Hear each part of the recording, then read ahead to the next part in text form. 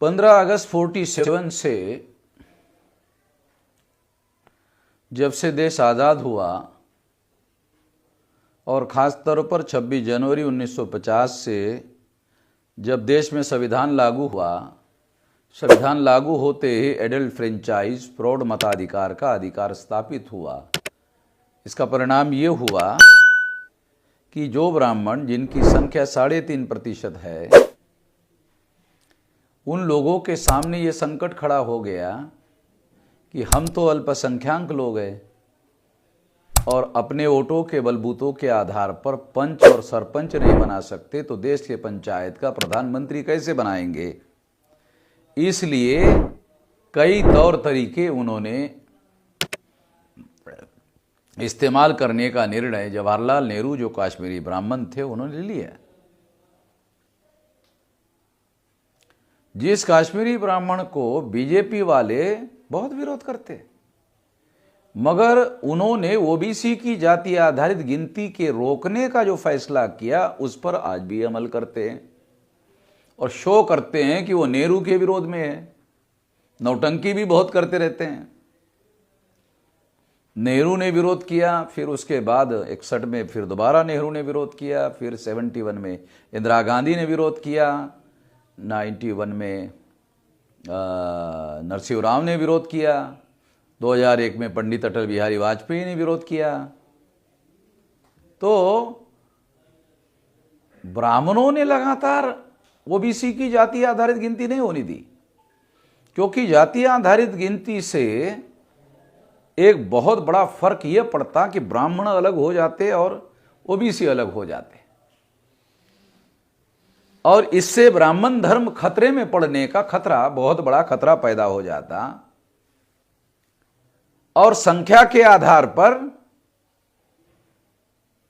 जो adult franchise है उसका एहसास और रियलाइजेशन बढ़ जाता और राजनीतिक सत्ता पर इसका असर पड़ता। ये ना हो, इसलिए इनकी गिनती हिंदुओं में ही होनी चाहिए और अलग से ओबीसी के नाम पर इसकी गिनती नहीं होनी चाहिए। ये षड्यंत्र रचा गया, ये जवाहरलाल नेहरू के द्वारा रचा गया षड्यंत्र था और इस षड्यंत्र को आज तक अमल में लाया जा रहा है। कुछ लोगों ने सोचा कि अब शायद ओबीसी का प्रधानमंत्री नरेंद्र मोदी है, तो नरेंद्र मोदी ओबीसी का प्रधानमंत्री है, इसलिए वो जाति आधारित ओबीसी की गिनती कर लेगा, ऐसा कुछ लोगों ने सोचा था। मगर उन लोगों को ये पता नहीं है कि नरेंद्र मोदी ब्राह्मणों के द्वारा नॉमिनेटेड प्राइम मिनिस्टर है, यानी नामधारी प्रधानमंत्री है, आरएसएस के द्वारा नॉमिनेट किया हुआ प्रधानमंत्री है।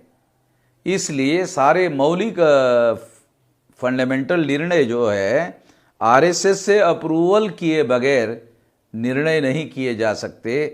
इसलिए ओबीसी की जाति आधारित गिनती के विरोध में नरेंद्र मोदी ने फैसला किया और सुप्रीम कोर्ट में हलफनामा दाखिल किया। सुप्रीम कोर्ट में हलफनामा जो दाखिल किया उसमें कुछ तथ्यगत बातें भी झूठी बताई गई।